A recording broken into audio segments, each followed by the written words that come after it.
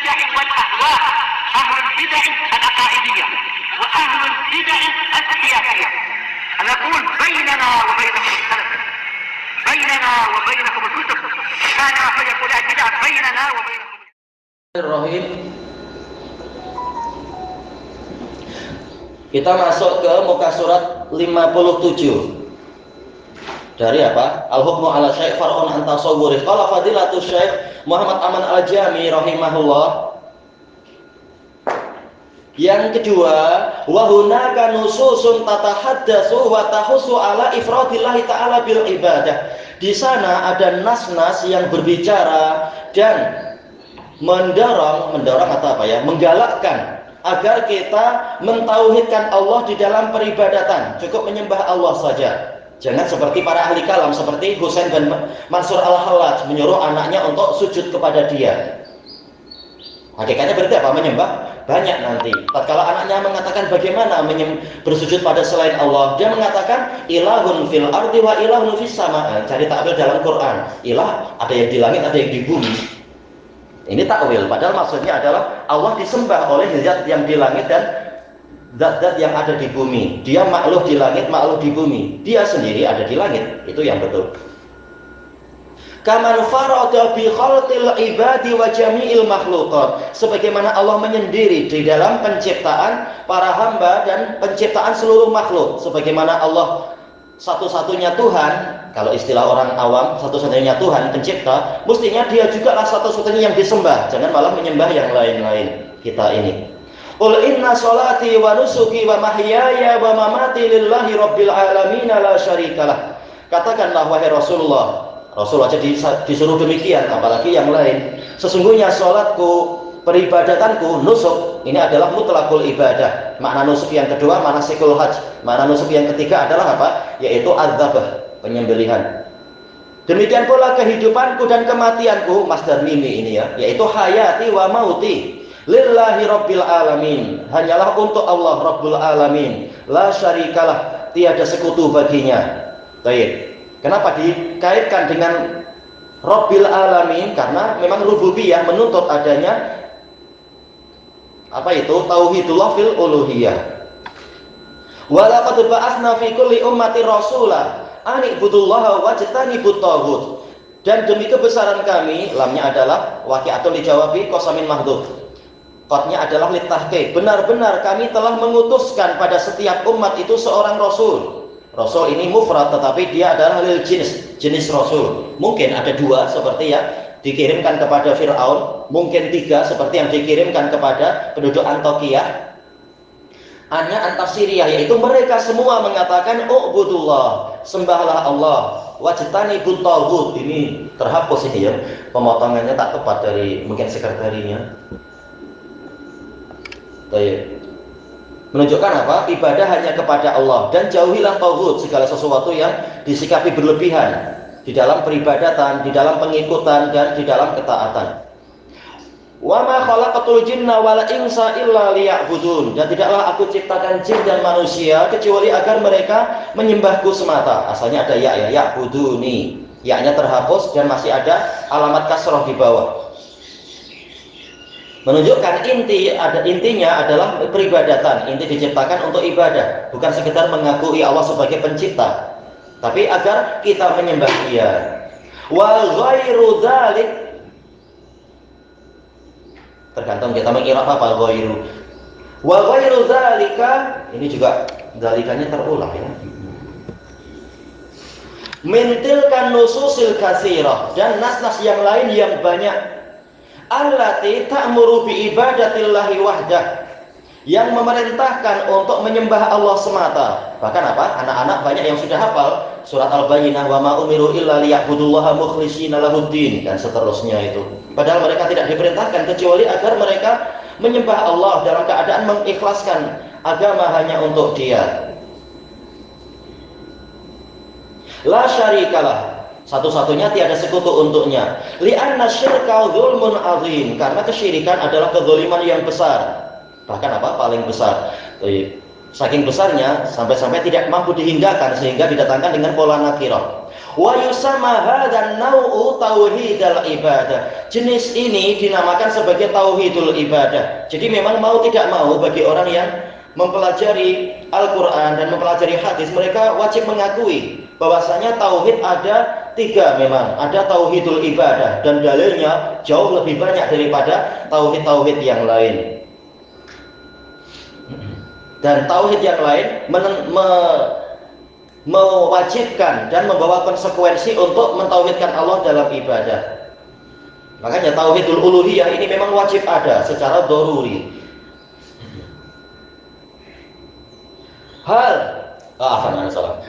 Huwa mahillul ma'rakah qadiman wa haditha.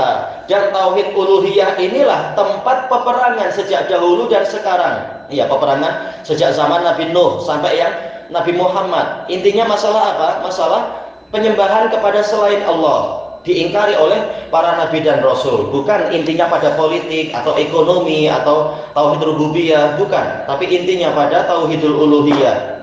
Para nabi datang untuk mengembalikan umat jangan sampai mereka itu berbuat syirik, ditipu oleh syaitan. Karena syaitan menyuruh kepada kesyirikan. Walam tadha'il harbu auzaraha ilal an. Dan peperangan itu tidak berhenti bebannya, auzar itu beban, sampai sekarang. Betul-betul peperangan akan terus berkobar selama masih ada setan jin dan setan manusia. Makanya para du'atut tauhid, tauhidul uluhiyah, ini hakikatnya mereka adalah penyelamat umat, menyelamatkan umat dari tipu daya syaitan. Baik, bukan malah dianggap sebagai pemecah belah, dianggap sebagai pengacau. Mereka ini menyelamatkan umat. Mereka tidak minta upah apa-apa. Mereka betul-betul ingin agar umat selamat dari kemurkaan Allah dan selamat dari malapetaka. Baik. Walan tadha'a abadan, dan selama-lamanya peperangan ini tidak akan berhenti.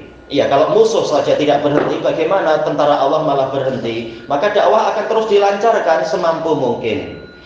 Bal saufa yastamirru sira'u baina syirki wa tauhid. Bahkan akan terus berlangsung pergulatan, peperangan ya sama aja ya, peperangan, pertikaian antara kesyirikan dan tauhid. Wa bainal islami wal jahiliyah, antara Islam dan jahiliyah.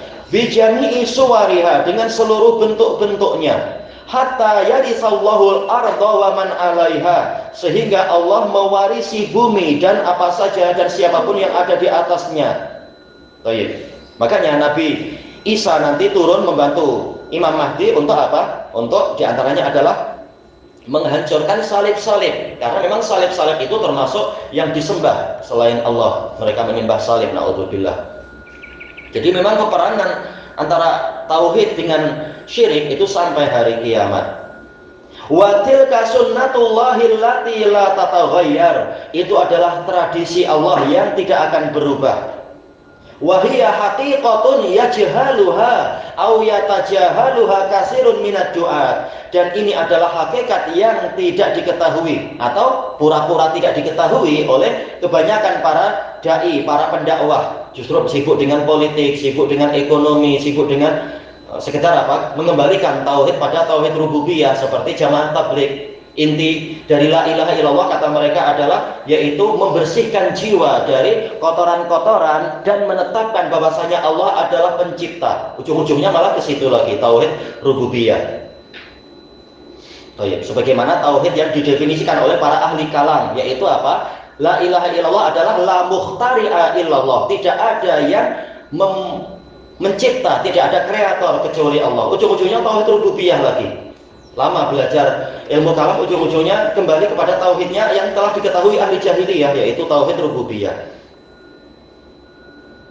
Baik. Fi hadzal waqt, di masa sekarang ini, di masa beliau yaitu di zaman siapa? Hasan al-Banna, yang mana dia adalah sufi hasofi. Memang apa? Definisi tauhidnya adalah tauhid rububiyah lagi. Wa hunaka nususun ukhra katsirah. Di sana kata Syekh ada nas-nas yang lain yang banyak.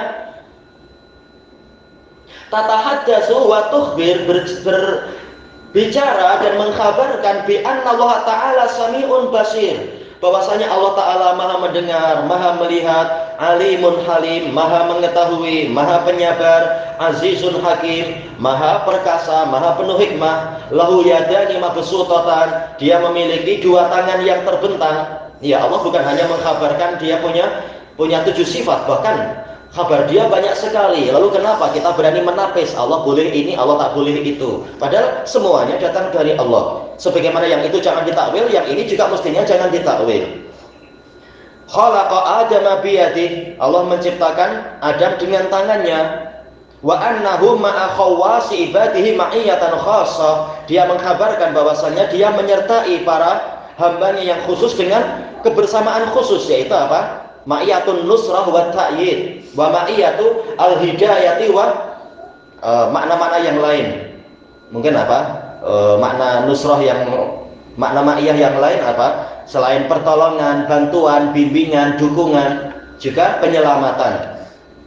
Wa ma'a jami'i khalqihi bi ilmihi wa tadbiri umurihim, dan dia menyertai seluruh makhluknya dengan pengetahuannya, pengaturan urusan-urusannya, walittila'i alaihim, pengawasannya, wahiyya ma'iyatun ammah, yaitu kebersamaan yang bersifat umum. Baik. Ini juga cerita dari Allah. Jadi Allah punya sifat ma'iyah.